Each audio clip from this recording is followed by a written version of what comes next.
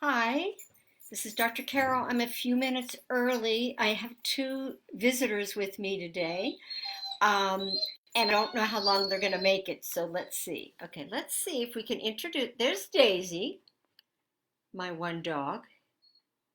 She's at the door. We're going to talk about pet therapy. Okay, then let's see if we can get Baxter.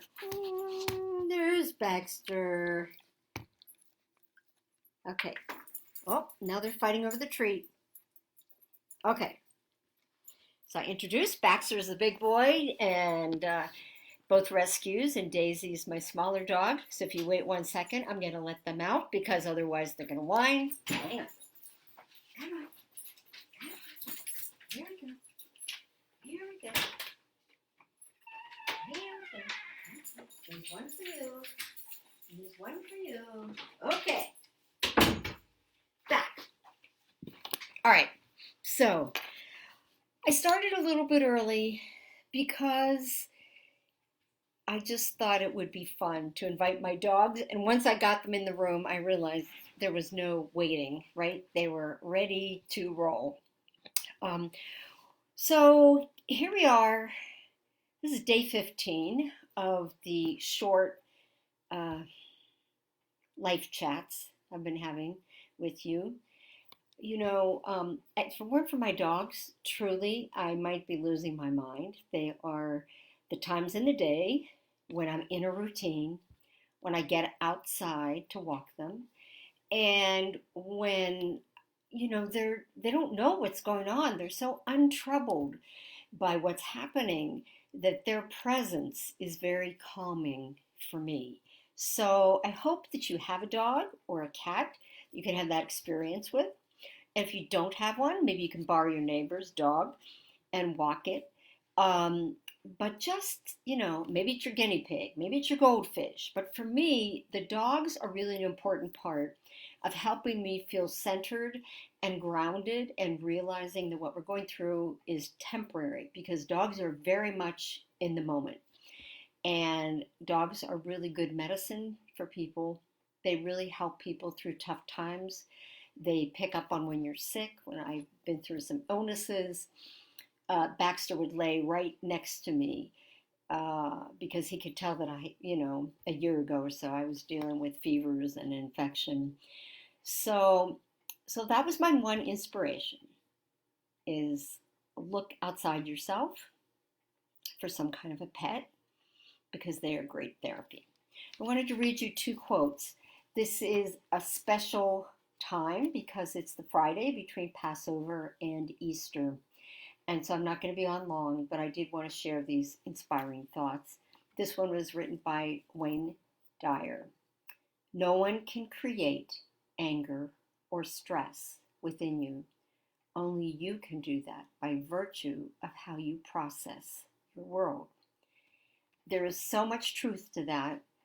I have to struggle with that. On the one side, I've got this voice saying, this is awful, this is terrible, how's that ever get back to normal? And on the other side, the angel side is just be calm, work through this, don't panic. So observe what's going on in your mind and allow the positive side to win. Because when we go down the direction of fear and panic, you're running right down the rabbit hole. You're falling down the rabbit hole, and it's really hard to get out of it. Hey, Megan, how are you doing? So, the first thing we talked about was pet therapy, connecting with some kind of a pet to help you through this time. And the quote I just read was from Wayne Dyer about how we process the stress that's going on.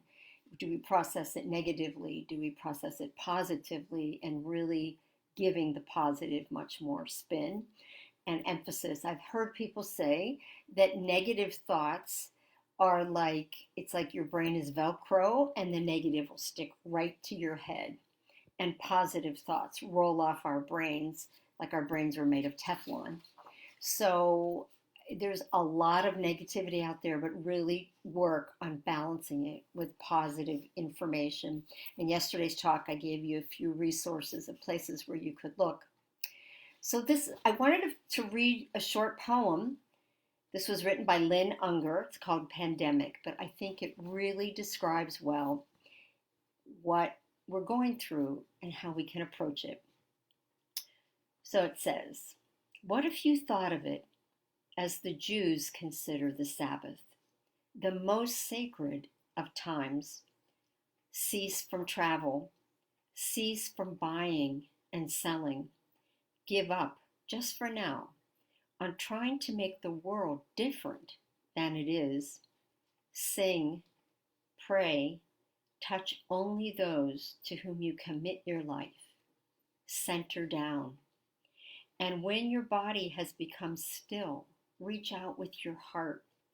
Know that we are connected in ways that are terrifying and beautiful. Know that our lives are in one another's hands. Do not reach out with your hands. Reach out with your heart. Reach out with your words. Reach out all the tendrils of compassion that move invisibly where we cannot touch. Promise this world your love, for better or for worse, in sickness and in health, so long as we all shall live. So I really loved this poem on pandemic. So I'm hoping to be posting some resources for you a little bit later today on some of the articles that I summarized. And I'll also see if I can cut and paste this poem because I thought it was very centering and calming. So I hope that you all have, it's Holy Week in many ways for those who celebrate Passover and those who celebrate Easter. So it's a special time, and that you allow yourself that time to just relax and take this in a non-fearful way. And I think I may not do the do-it-yourself tomorrow at 3 like I've been doing, but I'm going to post like a recipe for something like bath salts that you can make for yourself so you can just take care of yourself and relax. So have a good weekend, and I'll be back on Monday with some more topics that I think will be calming and will help with looking at the coping skills that we're really all working on. So take care, and thank you.